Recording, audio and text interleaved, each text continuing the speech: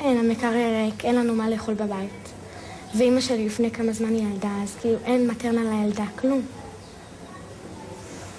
כל הזמן אומרים לנו אין ילדים רעבים בישראל. זה נכון, הם מתביישים לומר שהם רעבים, אפילו להורים שלהם. אני לא שואלת כי אני רואה מה שאין. לחם, גבינה, חלב, באמת אין לנו את זה. גם את לא שואלת? זה סתם מעציב את אבא שלי ואמא שלי. שני, לאה, מיטל ואלונה כבר יודעות מה לבקש ומה לא.